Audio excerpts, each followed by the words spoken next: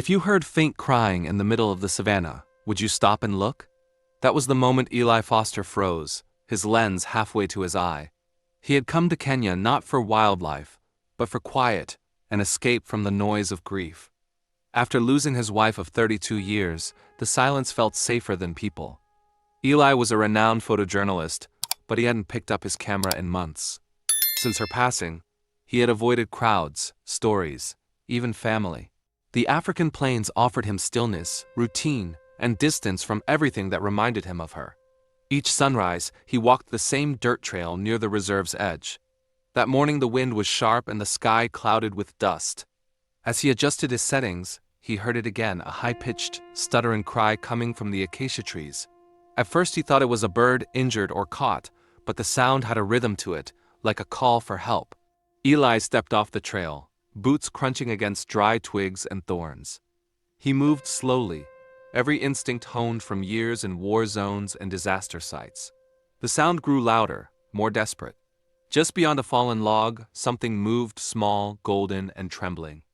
Nestled in the shade was a lion cub, no more than a few weeks old. Its eyes were wide with terror, its ribs visible beneath its fur. Eli's heart tightened. This wasn't the kind of sight he could walk away from. The cub tried to growl, but only whimpered. There was no sign of the mother, no tracks of a nearby pride. The cub was alone, dehydrated, and weak, likely abandoned or orphaned. Eli knew the rules of the reserve, no interference with wildlife. But this didn't feel like nature taking its course. This felt like a death sentence. He knelt down slowly, his camera forgotten, eyes locked with the cub's. The little body shook violently, not from fear, but from cold and hunger.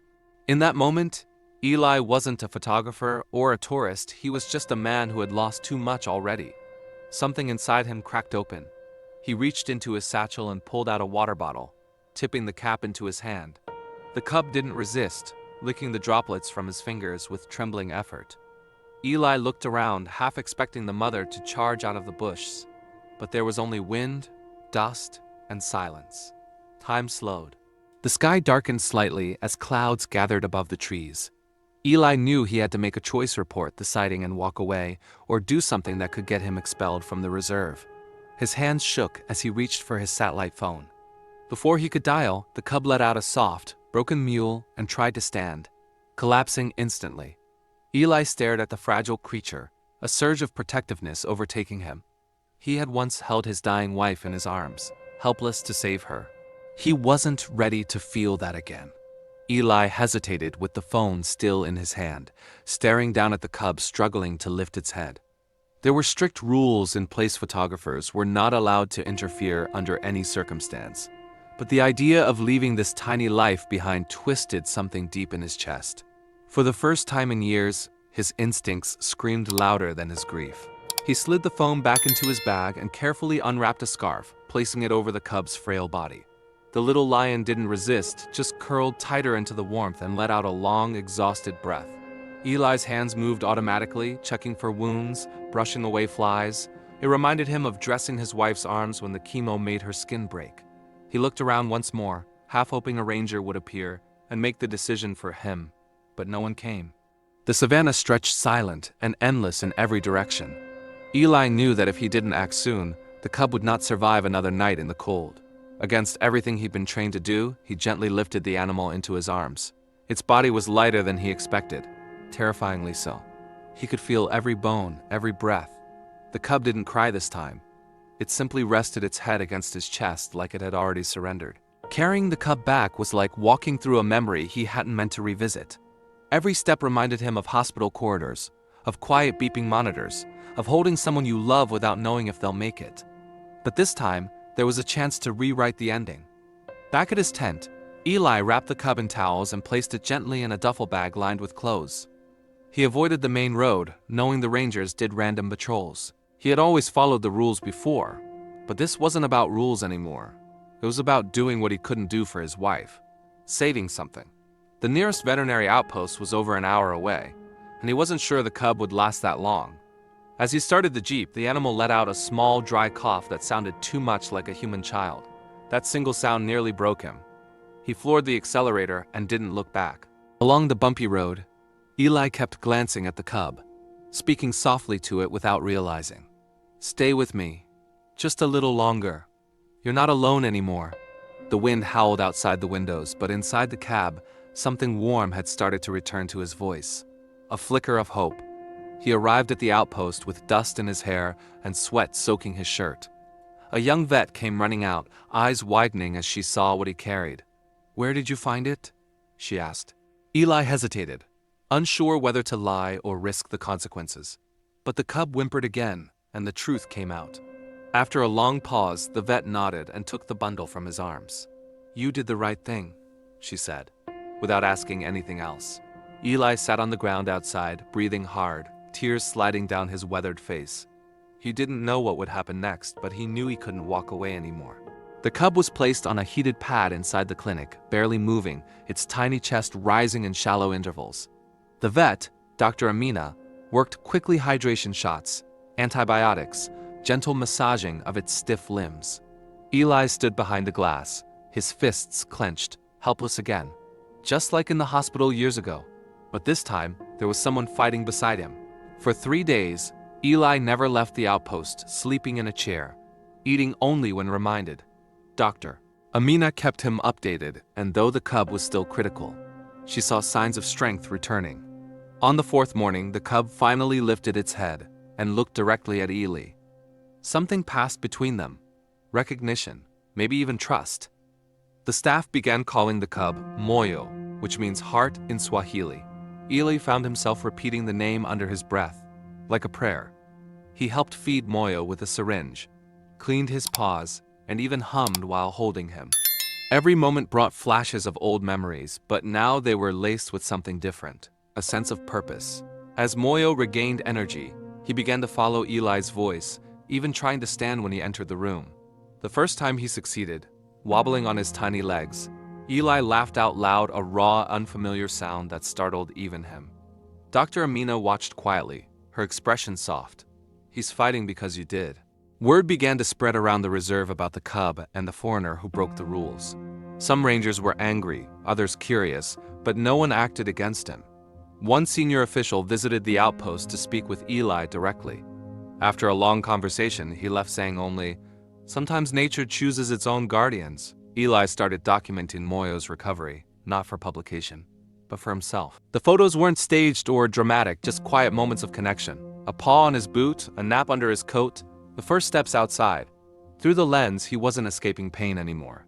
He was capturing healing. They created a small enclosed area for Moyo to walk and explore safely. Each day, Eli sat beside him, camera in hand, voice steady, presence constant. Moyo grew stronger, his fur thicker, eyes sharper. He no longer looked like a victim. And Eli no longer looked like a man drowning in loss. Dr. Amina proposed a long-term rehabilitation plan, though the chances of full rewilding were low. Moyo had bonded too deeply with humans, especially Eli. But she believed he could still live with dignity, protected, loved, and with purpose. "He doesn't have to be wild to be whole," she said. Eli understood exactly what she meant.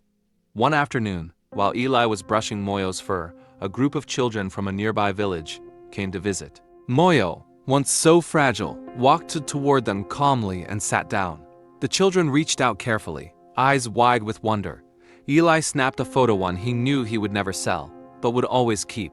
That night, as the sun bled orange over the plains, Eli sat outside the clinic with Moyo curled beside him.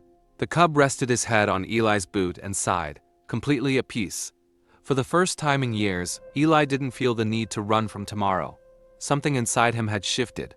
He was no longer just surviving. Eli chose not to return to the United States. He sold his apartment in Chicago and rented a small house near the reserve, simple, quiet, with a view of the open plains. He said he was done photographing pain for others to witness. Now, he only wanted to capture the beauty of starting over. Moyo kept growing healthy, curious, never fully wild. He lived in a protected area near the clinic, with space to roam, hide, and explore. Eli visited him every single day, and each visit felt like a silent conversation between two survivors. They didn't always need to touch. Just being near each other was enough. For the first time since his wife's funeral, Eli started writing letters to his daughter. He wrote about Moyo, about how the cub got him out of bed, how the silence now felt different. He never used words like healing or moving on, just described the mornings, the paw prints, the lion eyes that watched him gently. Soon, others began to visit the area, drawn by the story of a lost cub and the widowed photographer who broke the rules. What started as curiosity turned into a small education and rescue initiative.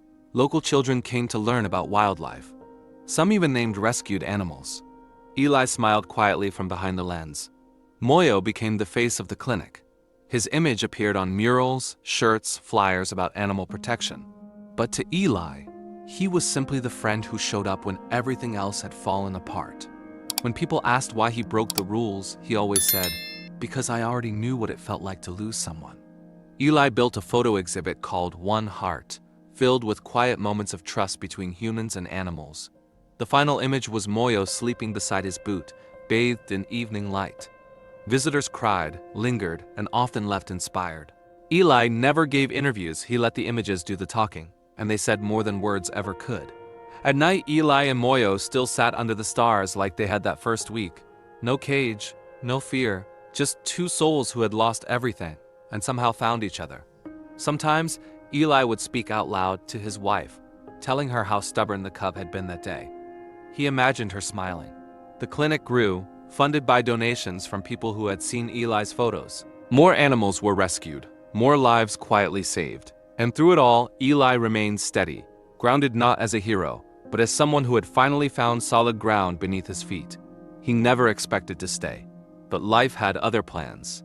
Moyo, now a young lion, stayed close to the reserve, always returning to Eli's voice. He never hunted, never wandered far. He belonged to the wild, but he also belonged to something deeper. Every time he placed his paw near Eli's chair, it felt like a quiet promise. "I'm still here. So are you." Eli didn't just save a lion cub. He didn't just take a risk. He opened his heart to life again, and life gave him something fierce and fragile in return. He hadn't gone looking for meaning, but in a desperate cry under an acacia tree, he found it, and it changed everything.